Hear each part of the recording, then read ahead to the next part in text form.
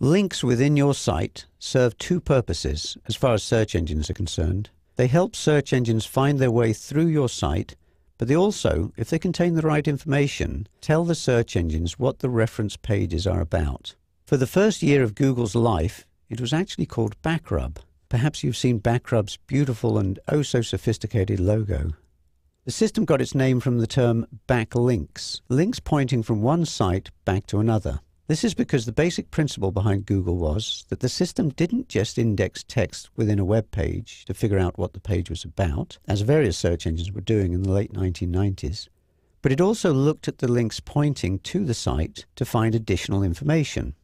One thing Google looked at, and still looks at, is the anchor text, the keywords in the link. Google assumes that if you have words in a link, there's a good chance that the words relate in some way to the page being referenced by the link.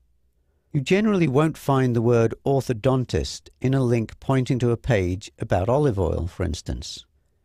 If Google sees the word orthodontist in a link, it's not unreasonable for it to think that the reference page might be related to orthodontists, of course. Where this theory breaks down is when people creating the links don't put good keywords in them. For instance, there are millions of pages on the web with text saying something like, if you need to download Adobe Acrobat Reader, click here, with the link on the words, click here.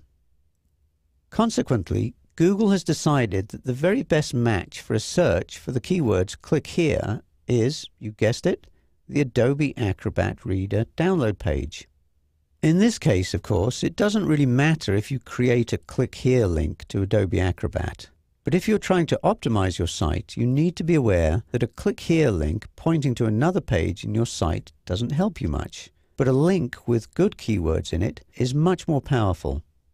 So let's say you have a link that says, learn about our olive oil face cream, click here. It's only serving one purpose, helping search engines find the page, when it could also tell the search engines what the page is about. A better link would perhaps say, learn about our olive oil face cream here, with the link on the words, olive oil face cream here. Now you've told Google that the reference page is about olive oil face cream.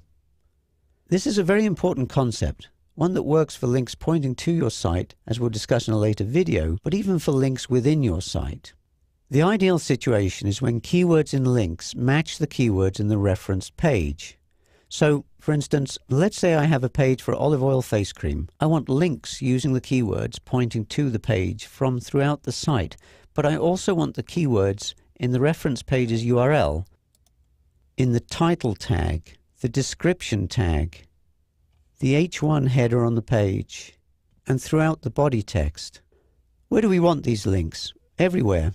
Ideally in a readable navigation system, but also in text blocks at the bottom of your pages, perhaps text blocks on the side of the pages, within body text, in little "you may be interested in this product too" blocks, and so on.